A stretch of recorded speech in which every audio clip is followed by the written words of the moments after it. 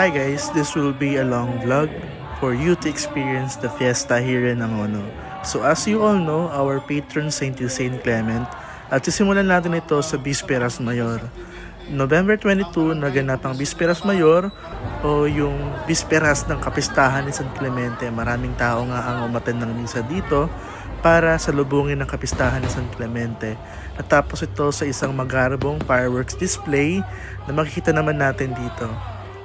Araw ng Kapistahan, madaling araw pa lang meron ng mga bandang gumagala dito sa amin, and I think nandito sila para sunduin yung kapitana na nakatira dito sa street na ito.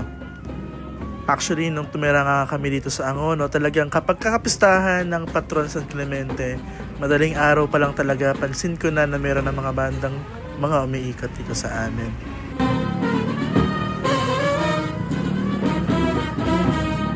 Siguro ipapakalala ko muna sa inyo San Clemente. San Clemente ay ikatlong papa ng simbahang Katolika pagkatapos ni San Pedro at San Lino.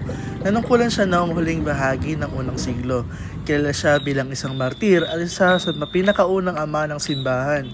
Isinulat niya ang tanyag na First Letter of Clement, isa sa pinakamatandang sulat ng simbahan na tumuturo ng pagkakaisa at pag-ibig sa gitna ng alitan ng mga Kristiyano sa Corinto.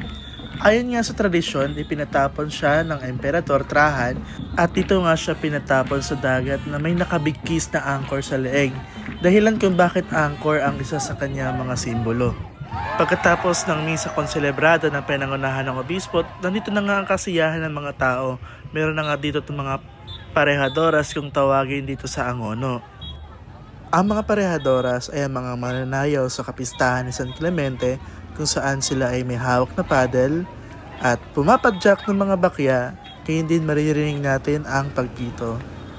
Hahayaan ko muna kayong panoorin ang ilan sa mga parehadoras para ma-enjoy nyo rin.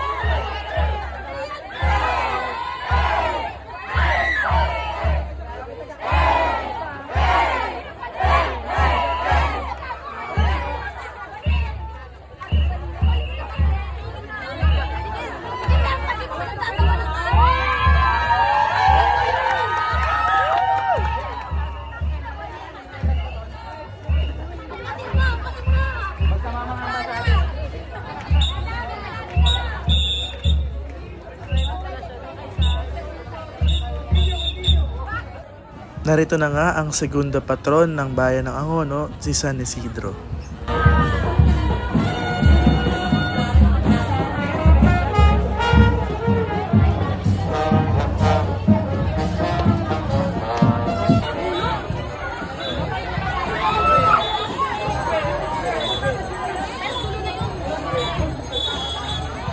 Pabili, 5!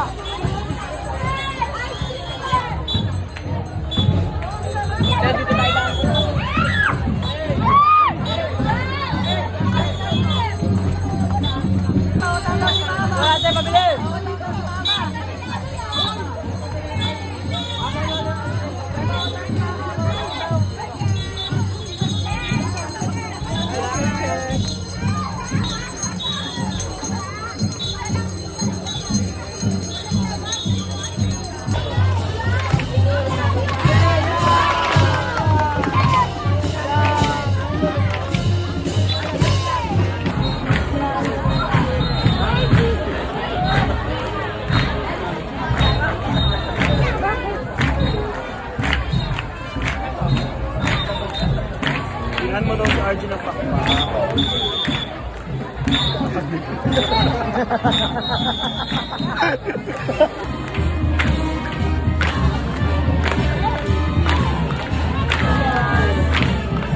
Alalampas na sa ano.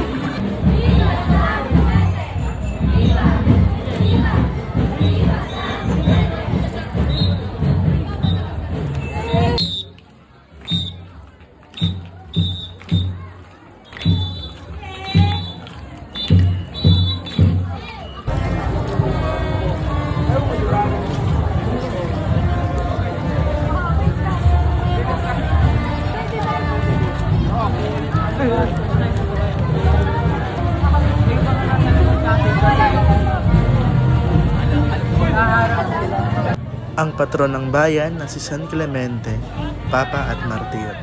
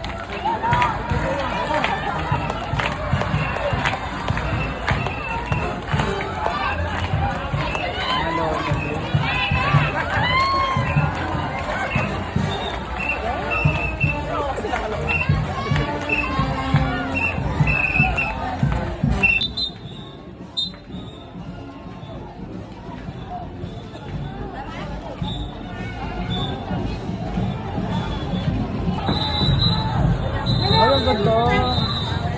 Ba't hindi nagparada yung bigenta? Tom. Ito ba, bicho?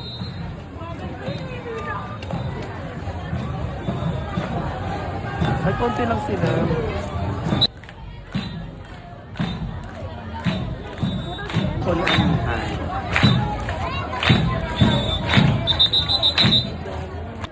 Narito na nga ang birhen ng pagbati ng bayan ng Angono.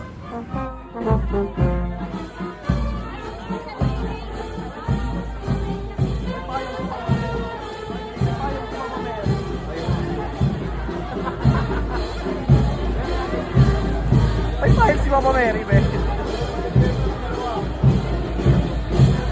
Good morning, no?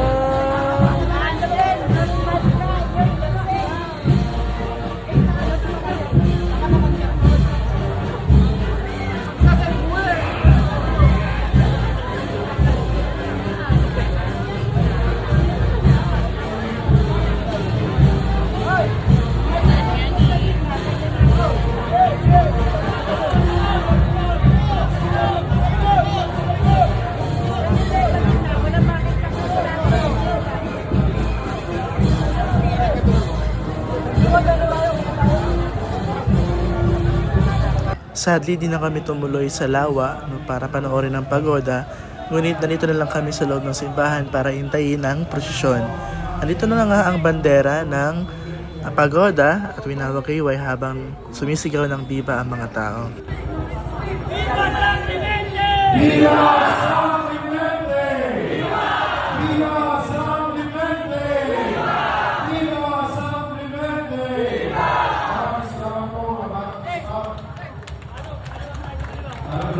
Napakakulay at napakasaya ng kapistahan ni San Clemente dito sa Angono, Rizal. Bumalik na nga ang imahe ni San Clemente at narito siya upang ibalik na sa kanyang retablo mayor.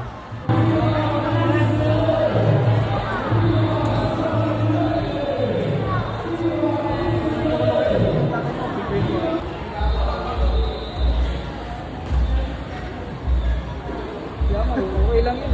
At least So dito nagtatapos ang ating napakahabang vlog about sa kapistahan ni San Clemente. So this is not just a single festival, no? Mahabang festival ito and we are thanking God for this opportunity na makapunta dito sa kapistahan ni San Clemente. Viva San Clemente! Lang at maraming salamat. Viva!